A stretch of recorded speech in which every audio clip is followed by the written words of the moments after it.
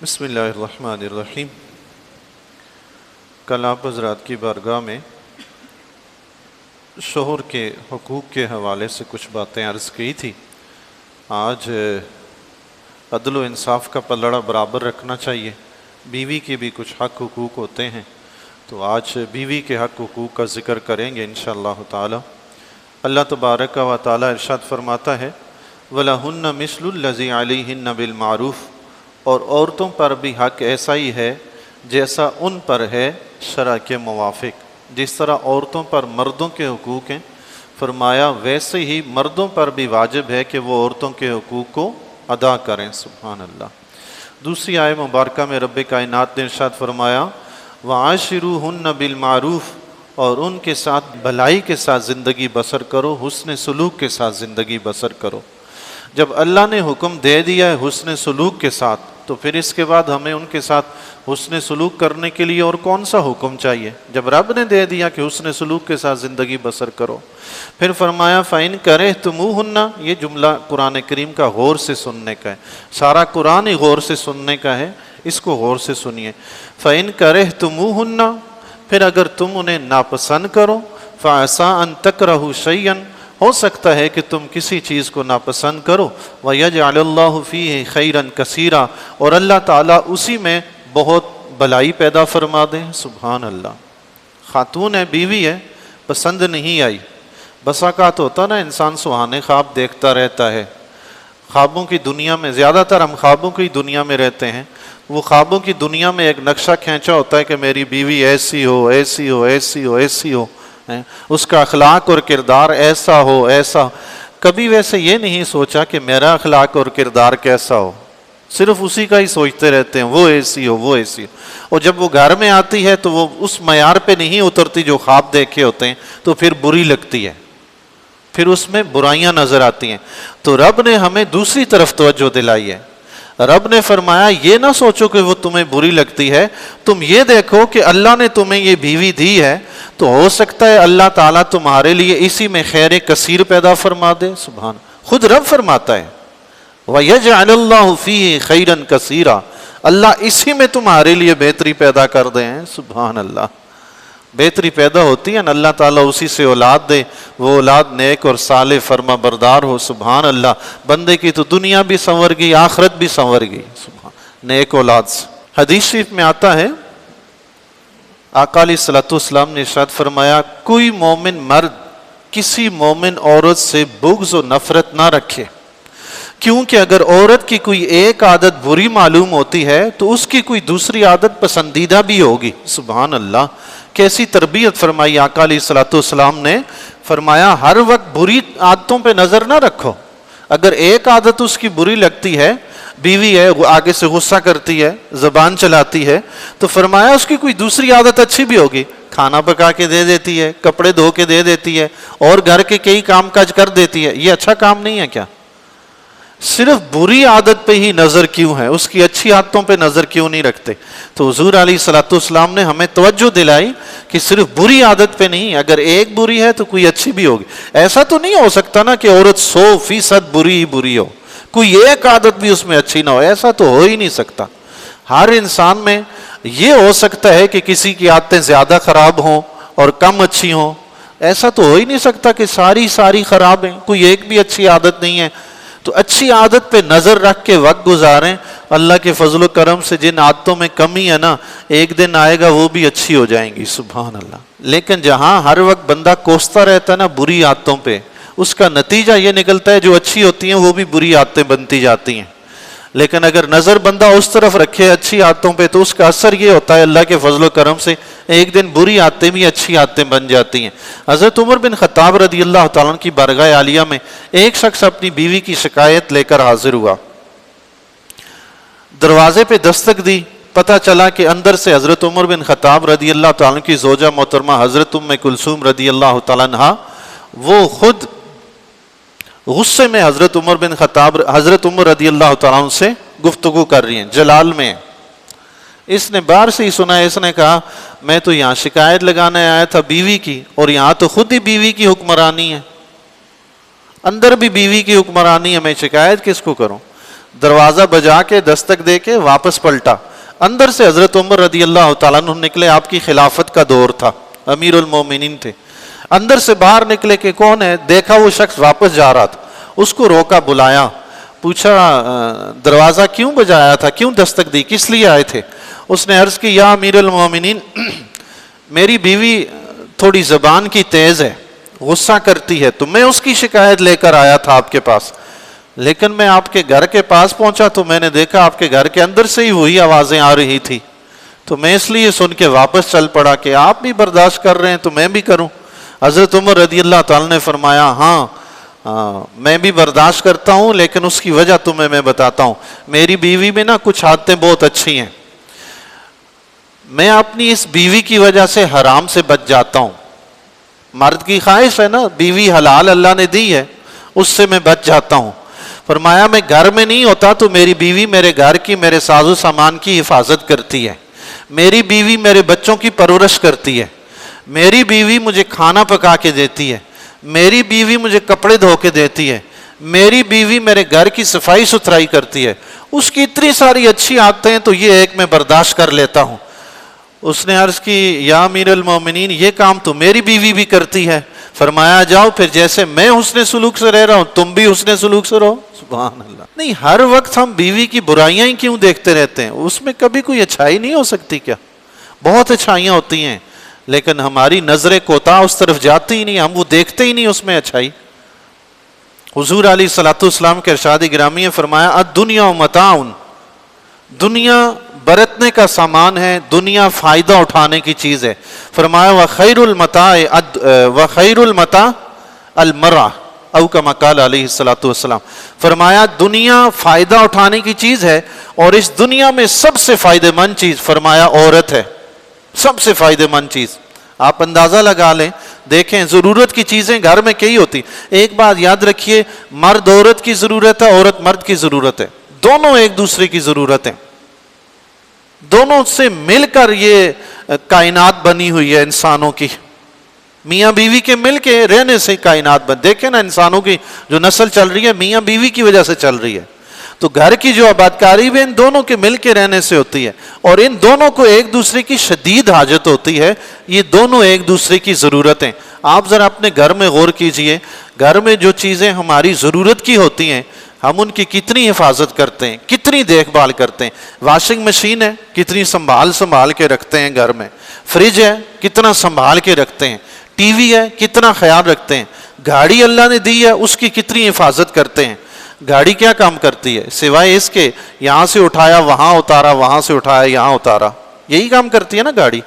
तो ये काम तो आम गाड़ी भी कर सकती है जिस पे हम किराया दे के जाते हैं। वॉशिंग मशीन क्या करती है, कपड़े धोती है ना, तो कपड़े तो हमें बीवी भी धो के देती है। फ्रिज क्या करता है, चीजें ठंडी करके देता है, तो बीवी पका के देती है। बीवी के काम फ्रिज से, टीवी से, वॉशिंग मशीन से, गाड़ी से ज्यादा हैं। उनका एक एक काम है, इसके ज्यादा काम है। वो जो जरूरत की चीजें हम उनकी हिफाजत करते हैं, ये तो हमारी सबसे बड़ी जरूरत है हमारी बीवी, इसकी हिफाजत हम क्यों नहीं करते? उन चीजों को अहमियत देते हैं, इसको क्यों नहीं अहमियत देते? इसको भी उतनी अहमियत देनी चाहिए जिस तरह हम घर की दीगर जरूरत की चीजों को अहमियत देते हैं। तो हुजूर अलैहिस्सलातु वस्सलाम ने फरमाया दुनिया नफा उठाने की चीज है, सबसे नफा बख्श चीज बीवी है, औरत है। तो जो सबसे नफे वाली चीज है हम उसी को ही दुत्कार दें, ये क्या बात हुई? ये कौन सी दानिशमंदी का काम है? जो सबसे नफे वाली चीज है उसी को दुत्कार दिया। अल्लाह तबारक व तआला इरशाद फरमाता है, कुछ हजरात तो इस हद तक नफरत पे चले जाते हैं, बीवियों बेचारियों को इतना सताते हैं कि वो बेचारियां खुद ही भाग के घर चली जाती हैं। अल्लाह ताला इरशाद फरमाता है, वला तादुलूहुन्ना लितज़हबू बिबाद मा आतैतुमूहुन्ना, और औरतों को रोको नहीं इस नीयत से कि जो मेहर उनको दिया था उसमें से कुछ ले लो। हजरत इब्न अब्बास रदी अल्लाह ताला अन्हु इसकी तफसीर में फरमाते हैं, ये इसके मुताल्लिक नाजिल हुई है जो अपनी बीवी से नफरत रखता हो और उससे बदसलूकी करता हो कि औरत परेशान होकर मेहर वापस कर दे या सारा मेहर छोड़ दे, अल्लाह ने उसकी मुमानत फरमाई। क्या आज इस माशरे में लोग ऐसा नहीं करते बीवियों के साथ? तलाक देने पे आएंगे, नफरत इतनी करेंगे कि रखना नहीं है, तलाक देनी है, लेकिन तलाक देंगे नहीं कि मेहर देना पड़ेगा। وہ پھر ستائیں گے اتنا تاکہ وہ بیچاری خود ہی بھاگے، یا یہ کرے کہ خدا کے لیے آدھا مہر دو، آدھا میں تمہیں چھوڑتی ہوں، مجھے طلاق دے دو۔ تو اللہ تعالیٰ نے اس کی ممانعت فرمائی ہے۔ مہر جس مقصد کے لیے رکھا تھا وہ مقصد تو مرد حاصل کر چکا ہے، اس بیچاری پہ تو ایک داغ لگ گیا نا شادی کا، تو مہر اس سے لینے کا کیا تعلق، کیا مطلب کیا سبب بن سکتا ہے مہر لینے کا، کہ اس کا مہر آدھا اس سے لے لیا جائے یا سارا معاف کروا دیا جائے؟ یہ کیا تک بنتی ہے؟ فائدہ تو اس سے حاصل کر لیا مرد نے، مہر جس لیے دیا تھا نا وہ ازدواجی تعلق کا فائدہ حاصل کرنے کے لیے دیا تھا، وہ تو مرد نے حاصل کر لیا اس سے۔ اب تو وہ غیر شادی شدہ نہ رہی، اس کو تو داغدار کر دیا، پھر بھی مہر اس کا کہ کسی طرح وہ مہر معاف کرے اور بھاگے، کتنا بڑا ظلم ہے یہ۔ ایسے لوگ دنیا میں تو کر لیتے ہیں لیکن آخرت میں ان کو جواب دینا پڑے گا۔ مہر بیوی کا حق ہے، وہ اپنی خوشی سے چھوڑ دے تو ایک الگ بات ہے، اسے کہہ کے چھڑوانا یہ بہت بڑی بے وقوفی اور حماقت ہے، بہت بڑی۔ باقی مہر رکھنا کتنا چاہیے، یہاں پہ یہ بات بھی عرض کر دوں، شریعت نے کم از کم کی مقدار مقرر فرمائی ہے کہ کم از کم مہر اتنا ہونا چاہیے، لیکن شریعت نے زیادہ کی حد مقرر نہیں فرمائی۔ کم از کم کی جو حد مقرر فرمائی وہ 10 درہم چاندی کے جو پہلے زمانے میں ہوتے تھے، آج ان کی قیمت لگ بھگ تقریباً 4000 روپے بنتی ہے، 4-4.5 روپے آج بنتی ہے۔ فرمایا اگر کوئی کم از کم بھی مہر رکھنا چاہے تو اس 10 درہم سے کم نہیں رکھ سکتا، اس سے کم نہ رکھے، کہ جتنی مالیت 10 درہم سے کم بنتی ہے اس سے کم نہیں۔ لیکن اگر کوئی زیادہ رکھنا چاہے تو اس کی کوئی حد مقرر نہیں کی شریعت نے۔ میاں بیوی کے گھر والے فریقین آپس میں مل کر 10 لاکھ روپے مہر رکھتے ہیں، دونوں اس پہ راضی ہیں، قبول کر لیتے ہیں تو ٹھیک ہے۔ 10 کروڑ روپے مہر رکھتے ہیں تو راضی ہیں، ٹھیک ہے۔ پوری جائیداد، بلڈنگیں، گاڑیاں مہر میں لکھ دیں تو ٹھیک ہے۔ مہر پہ تو کوئی پابندی نہیں لگائی اسلام نے، صرف کم پہ پابندی لگائی، زیادہ پہ کوئی پابندی نہیں ہے۔ کئی صحابہ کرام رضی اللہ تعالیٰ عنہم، خود حضور علیہ الصلوۃ والسلام کے ازواج مطہرات کے اگر مہر آپ آج کے حساب سے شمار کریں دیکھیں، لاکھوں میں بنتے ہیں، 40 لاکھ 50 لاکھ روپے بنتے ہیں آج کے دور کے لحاظ سے۔ مجھے کبھی کبھی افسوس ہوتا ہے 20,000 25,000 مہر لکھوا دیتے ہیں، مجھے اس چیز کا بڑا افسوس ہوتا ہے۔ یہ تو خاتون کی ہتک ہوتی ہے اس میں، آج کل کے دور کے لحاظ سے 20-25,000 تو کوئی چیز ہی نہیں ہے، 20-25 تو بالکل ہی انتہائی کم سا مہر ہے، اس کی تو کوئی حیثیت ہی نہیں ہے۔ 12 لوگ رکھتے ہیں، ٹھیک ہے، ان کی اپنی مرضی ہے، ہر ایک کی اپنی مرضی ہے، جتنا کم ہو اچھا ہو، آسانی ہو دینے میں۔ لیکن بسا اوقات یہ ہوتا ہے کہ کچھ لوگ مہر زیادہ اس لیے رکھتے ہیں تاکہ یہ شخص پھر ہماری بیٹی کو طلاق نہ دے دے۔ تو جہاں گھروں میں اس طرح کے مسئلے مسائل ہوں، دوسری طرف ایسا نظر آتا ہو کہ ہو سکتا ہے کہ یہ کوئی بدسلوکی وغیرہ کریں، مناسب طریقے سے نہ رکھے، 20-25,000 پہ مہر ہے تو وہ تو اگلا منہ پہ مارے گا، یہ لے اور جا، یہ لے اور جا۔ 5-10 لاکھ ہوگا تو طلاق دیتے بھی 1000 بار سوچے گا یہ دوں یا نہیں دوں، دوں یا نہیں دوں۔ میں نے کافی نکاح پڑھائے یہاں کراچی میں، تو چند ایک نکاح ایسے تھے جن میں 6-6 لاکھ روپے مہر تھا، باقی زیادہ تر 50,000 1 لاکھ اور 25,000 30,000 والے بھی میں نے کئی نکاح پڑھائے ہیں۔ ہمارا کام نکاح پڑھانا ہے، ہم کسی کو تو یہ تو نہیں کہتے کہ کم رکھیں یا زیادہ رکھیں، ہر ایک کی اپنی مرضی ہے، جو جتنا مہر مرضی ہے رکھے۔ ہمارا کام صرف پڑھانا ہوتا ہے، پڑھا دیتے ہیں۔ شرعی مسئلہ کوئی پوچھتا ہے وہ بتا دیتے ہیں شرعی مسئلہ یہ ہے، باقی فریقین کی آپس کی مرضی ہوتی ہے، جیسے بھی طے کر لیں۔ مہر مقرر کرنے کے بعد عورت سے مہر لینے کی بھونڈی کوشش کرنا نا، اسلام نے منع فرمایا ہے۔ یہ بہت بڑی بے وقوفی ہے کہ عورت کا مہر مقرر کر دیا، اس بیچاری سے فائدہ لے لیا، 1 مہینہ 2 مہینے 3 مہینے سال 2-3 سال گھر میں رکھ کے اس سے فائدہ اٹھا لیا، اب جی پسند نہیں آ رہی، اس میں یہ خامی ہے، اس میں وہ خامی ہے، اس میں وہ خامی۔ اچھا ایک چیز یہ ہے، ایک بیماری یہ ہے کہ ہم ہمیشہ اپنی اچھائیاں بیان کرتے رہتے ہیں، برائیاں نظر آتی بھی ہمیں، ان پہ پردہ ڈالیں گے، اور دوسرے کی برائیاں بیان کرتے رہیں گے، اس کی اچھائیوں پہ پردہ ڈالیں گے۔ یہ ہمارے اندر ایک بہت بڑی خوبی ہے، اللہ اس خوبی سے ہمیں بچائے۔ بیوی کی ساری برائیاں گنیں گے، پوری ایک لسٹ تیار کی ہوگی، اور اپنی اچھائیوں میں تو یہ کرتا ہوں، میں تو وہ کرتا ہوں، میں تو وہ کرتا ہوں، حد ہی نہیں ہوگی اپنی اچھائیوں کے بیان کرنے کی۔ اللہ تعالیٰ معاف فرمائے۔ تو علامہ ابو لیث سمرقندی رحمۃ اللہ تعالی علیہ نے فرمایا ہے کہ مرد پر لازم ہے بیوی کو دینی تعلیم دے۔ میں نے کل بھی عرض کی تھی کہ اگر کوئی خاتون ایسی ہے کہ جس کے سلیقہ میں کچھ تمیز میں کچھ کمی ہے تو شوہر کا بھی حق بنتا ہے، اگر اس کی تربیت میں کوئی کمی رہ گئی ہے تو وہ اس کی تربیت کر کے پوری کرے۔ تو علامہ ابو لیث سمرقندی رحمۃ اللہ علیہ نے قرۃ العیون میں لکھا ہے کہ یہ شوہر کی ذمہ داری ہے بیوی کو وضو، نماز اور پاکی ناپاکی کے مسائل، اخلاقیات کے مسائل یہ اس کو سکھائے۔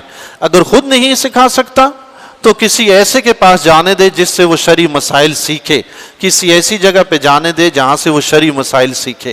اور ایک روایت نقل کرتے ہیں علامہ ابو لیث سمرقندی رحمۃ اللہ علیہ، فرماتے ہیں کہ مرد سے تعلق رکھنے والے جو لوگ ہیں وہ پہلا اس سے تعلق رکھنے والا بیوی ہی ہے، پھر اس کی اولاد ہے۔ فرمایا قیامت کے دن یہ اللہ کے سامنے کھڑے ہو کے عرض کریں گے، بیوی اور بچے۔ یہ غور سے سن لیجیے گا روایت جی، باقی انشاءاللہ قرض یہاں سے آگے کل پھر عرض کروں گا۔ فرمایا قیامت کے دن اللہ کے سامنے کھڑے ہو کے عرض کریں گے، اے اللہ ہمیں اس شخص سے ہمارا حق لے کر دے۔ بچے اپنے باپ کے متعلق کہیں گے، بیوی شوہر کے متعلق، کیونکہ اس نے کبھی ہمیں دینی امور کی تعلیم نہیں دی۔ جس نے دین نہیں سکھایا ہوگا اس کے خلاف کل میدان محشر میں شکایت ہوگی۔ اور یہ ہمیں حرام کھلاتا تھا، چوری کر کے جو کھلاتا ہے، سود کما کے جو کھلاتا ہے، ناجائز طریقے سے جو پیسہ کما کے کھلاتا ہے، اس کے لیے فرمایا وہ اللہ کی بارگاہ میں شکایت کریں گے، کہیں گے یہ ہمیں حرام کھلاتا تھا جس کا ہمیں علم نہیں تھا، ہمیں پتہ نہیں تھا کہ یا اللہ یہ تو ہمیں رزق حرام کھلاتا ہے۔ پھر اس شخص کو حرام کمانے پر اس قدر مارا جائے گا میدان محشر میں کہ اس کے جسم سے گوشت جڑ جائے گا، پھر اسے میزان کے پاس لایا جائے گا، پھر اس کے بیوی بچے آئیں گے، وہ اپنے حقوق لینے کے لیے اس کی نیکیاں لیں گے۔ اس کی جتنی بھی نیکیاں ہوں گی نا، اس کی بیوی اور اس کے بچے لے جائیں گے، اس کے پاس کچھ بھی نہیں بچے گا۔ اس وقت فرشتے کہیں گے یہ وہ بد نصیب شخص ہے جس کی نیکیاں اس کے گھر والے لے گئے اور یہ ان کی وجہ سے جہنم میں چلا گیا۔ بیوی بچے گھر میں ہے نا، ان کے اخراجات کی ذمہ داری کس کی ہے؟ مرد کی ہے، جو گھر کا سربراہ ہے اس کی۔ اب وہ کیسا کما کے کھلاتا ہے، کیسا کھلاتا ہے، یہ اس کی ذمہ داری ہے کہ حلال کھلائے، حلال کمائے۔ اب وہ بیوی بچوں کو تو پتہ نہیں نا کہ یہ باہر گیا تو کیسا کما کے لایا، کیا کما کے لایا۔ ایک حدیث مبارکہ سماعت فرما لیجیے، باقی انشاءاللہ کچھ حدیث کل عرض کروں گا۔ امام احمد بن حنبل رحمۃ اللہ تعالی علیہ نے اپنے بیٹے کی شادی کروائی اور اسے پہلے ہی دن 10 نصیحتیں فرمائی تھی۔ وہ 10 نصیحتیں انشاءاللہ کل آپ کی بارگاہ میں عرض کروں گا، ابھی وقت زیادہ ہو گیا۔ ابھی یہ ایک حدیث مبارکہ سماعت فرما لیجیے۔ حضور علیہ الصلوۃ والسلام نے ارشاد فرمایا، اکمل المؤمنین ایمانا، ایمان کے لحاظ سے کامل ایمان والا وہ شخص ہے، احسنہم خلقا، جس کا اخلاق سب سے اچھا ہو، جس کا اخلاق سب سے اچھا ہو، وخیرکم خیرکم لنسائہم، اور تم میں سے بہترین شخص وہ ہے جو اپنی بیوی کے ساتھ بہترین ہے۔ سبحان اللہ، بیوی کے ساتھ جو حسن سلوک کرنے والا وہ سب سے اچھا انسان ہے۔ اور ایک حدیث مبارکہ میں خود آقا علیہ الصلوۃ والسلام نے فرمایا، میں تم سب سے زیادہ اپنی بیوی کے ساتھ حسن سلوک کرنے والا ہوں۔ کیسا حسن سلوک؟ سبحان اللہ۔ ایک مرتبہ ام المومنین حضرت عائشہ صدیقہ رضی اللہ تعالیٰ عنہ فرماتی ہیں، حضور علیہ الصلوۃ والسلام کے ساتھ کہیں سفر میں تھی تو آقا علیہ الصلوۃ والسلام نے آپ کا دل بہلانے کے لیے آپ کے ساتھ دوڑ کا مقابلہ کیا۔ سبحان اللہ، بخاری کی روایت ہے۔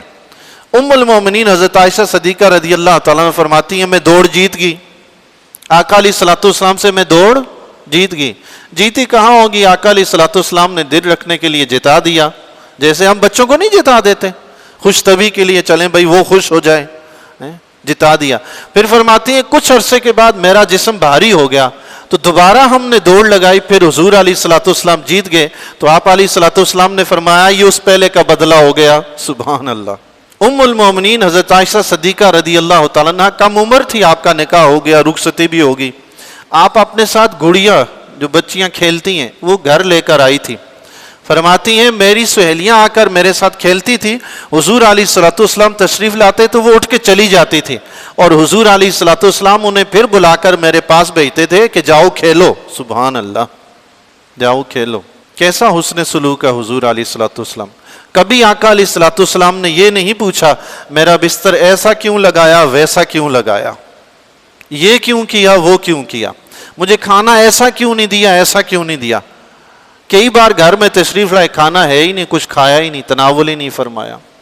اللہ تعالیٰ سے دعا ہے اللہ تعالیٰ ہمیں اپنے پیارے حبیب علیہ الصلوۃ والسلام کی سنت پر عمل کرتے ہوئے بیویوں کے ساتھ حسن سلوک کرنے کی توفیق عطا